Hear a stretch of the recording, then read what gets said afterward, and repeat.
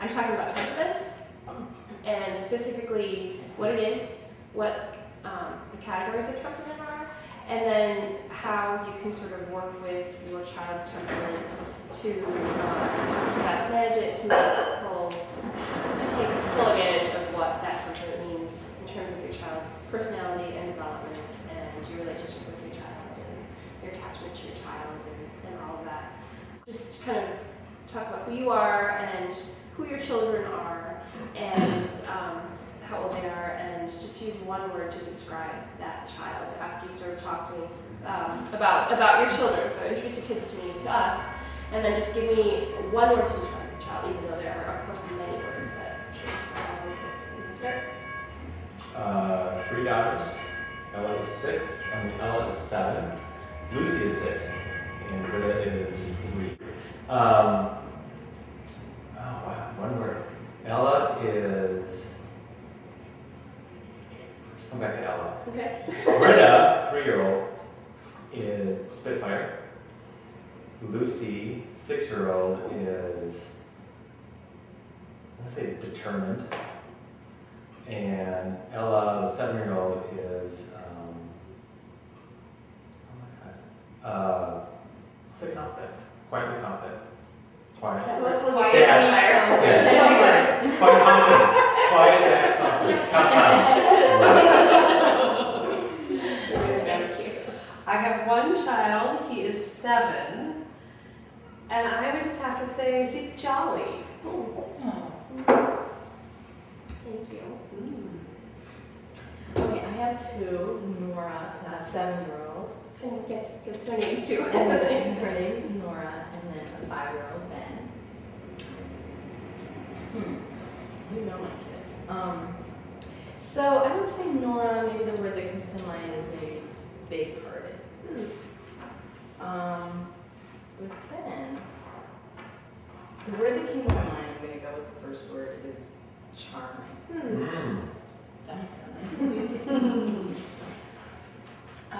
I have 2 children. Miles is 5 and Mason is 2, turning 3 in 2.5 weeks. And the words that, oh my gosh, this is so hard. I'm going to go with the first word also that came to mind about Miles, although I don't feel that this fully encapsulates him, but thoughtful. It's very thoughtful. And Mason is,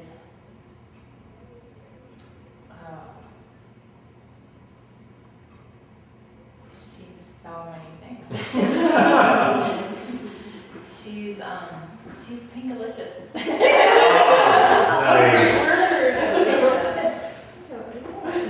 Awesome.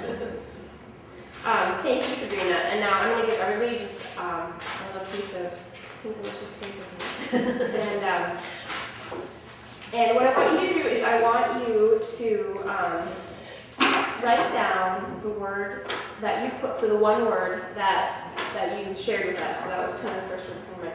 And then for each child, I'd like you to just jot down a couple other words, phrases, so not whole paragraphs, but just some other descriptors. And so you don't need to limit yourself this time to just one thing. But let's just spend a couple minutes sort of thinking about your kids and the things about them that, when you were to describe them, pop into your mind first.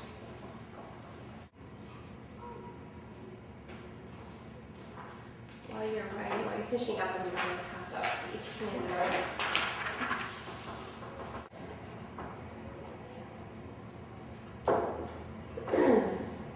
And I'm going to continue a little bit and just talk a little bit about temperamental characteristics. When I use the word temperament, what do you think of?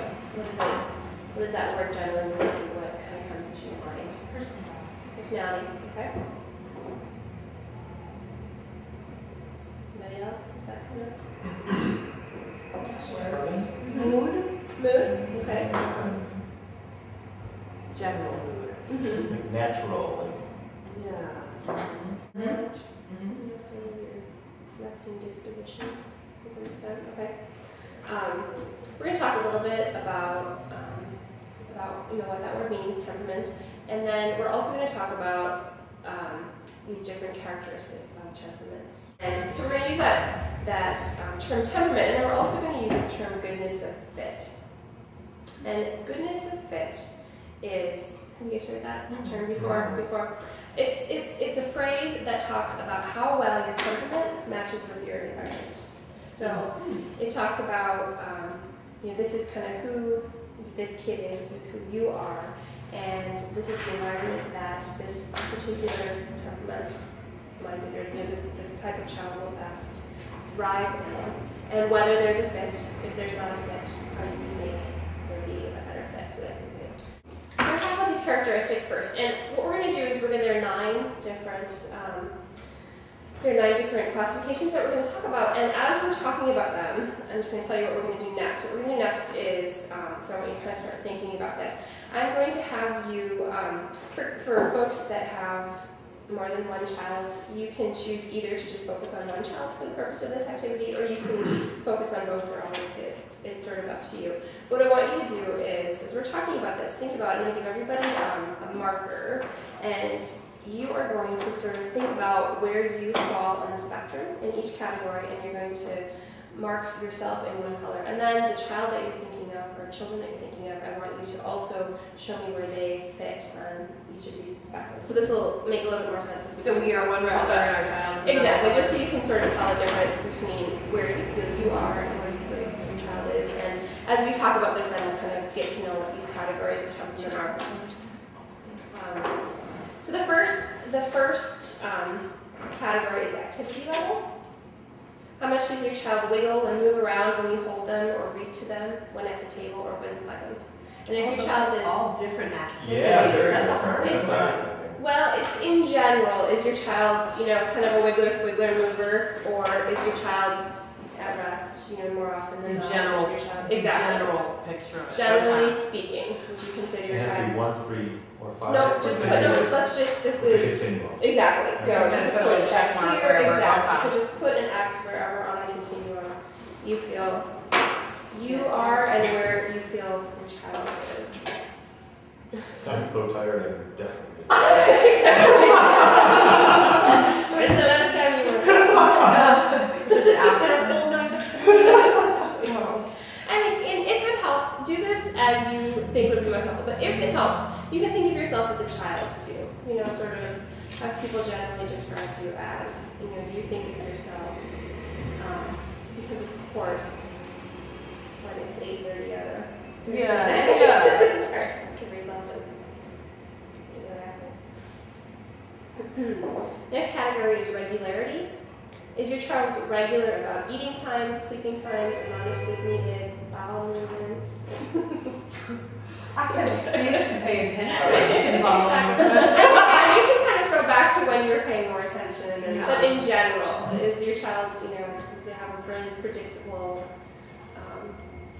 structured regularity? Adaptability. How quickly does your child adapt to changes in their schedule or routine? How quickly do they adapt to new foods or places? Approach to new things. How does your child usually react the first time to new people, new foods, new toys, new activities? Physical sensitivity. How aware is your child of slight noises, slight differences in temperature, differences in taste, differences in clothing? I'm not like my child at all. You compliment one another, perhaps. Apparently. There's some balance. She's my game to my game. That's right. Intensity of reaction. How strong or violent are your child's reactions? Do they laugh and cry energetically? Do they smile and fuss mildly? I'm gonna have to go with dramatic. Yeah. It doesn't even matter which one they're talking about. All 3 of us. Yeah. Well, yeah, that's a good point. Why am I giving myself that one out? Can I bring my husband too? Absolutely. Well, there's the balance in the room, Yeah, so. exactly. I'm Absolutely. teasing. Sorry, Paul, if you ever see this. distractibility. Is your child easily distracted? Do they ignore distractions? Are they able to ignore other noises or things going on? Do they stop what they are doing frequently? Time does your child show smiling or silly behavior compared to somber or serious behavior? Sunny or somber? Somber sounds so dreary. I Intended to know. sound dreary. Yeah, It's it's just just serious, yeah. Yeah. It does that, you're right. And then persistence. How long does your child continue with one activity? Do they continue if it is difficult, or are they easily frustrated? Can they refocus on something that gets interrupted? Okay, so these are the categories, and I just want you to look at kind of what you did. And now I just want you to think about that first word that you used to describe your kid, and decide where, if any place, you feel that word would apply. So, for example, I remember Suzanne said jolly, and so that's pretty, clearly would be sort of under mood. And then, once you figure that out, I want you to also think about whether you feel like that is a dominant part of your kid's temperament. So that word that you described, figure out where it fits, and then just kind of tell me if you feel like that's, when you think about your kid's temperament, that is consistent with that. There's also sort of a, and then you can think about some of the other words that you wrote down too. And I'm going to ask us to sort of share these reflections in about 2 minutes. You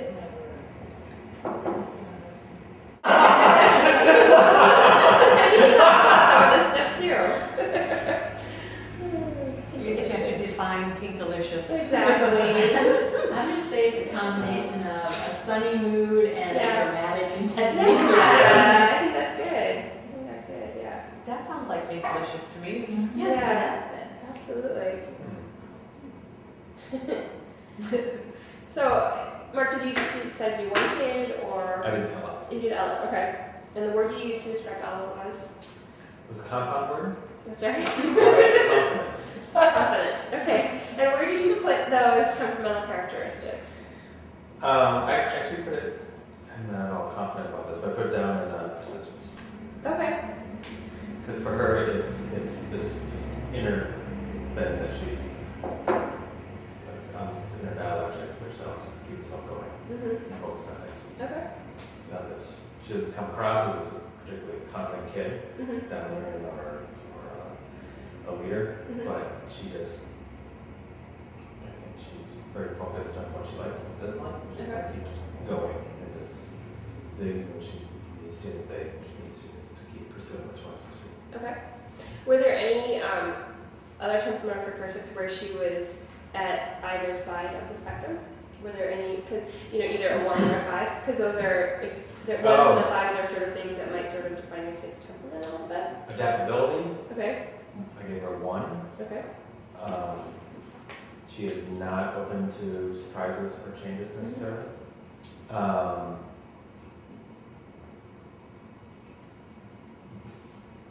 Regularity, I gave her F. It's all about control, and she doesn't need to control things, but she needs things to be predictable. Okay. And then mood, I gave her 1. She is just a very sunny, Mm-hmm. happy kid. Okay. Great. Okay, it seems we have such a small group. I think we do have time to sort of go around and each person sort of share a little bit about how you feel, sort of the 1s and the 5s and where you feel like the one defining word, and then the several fit. So Well, thankfully, you already answered for Jolly. He really is a mood. I mean, he was definitely a 1. He's a very sunny personality, 99% of the time.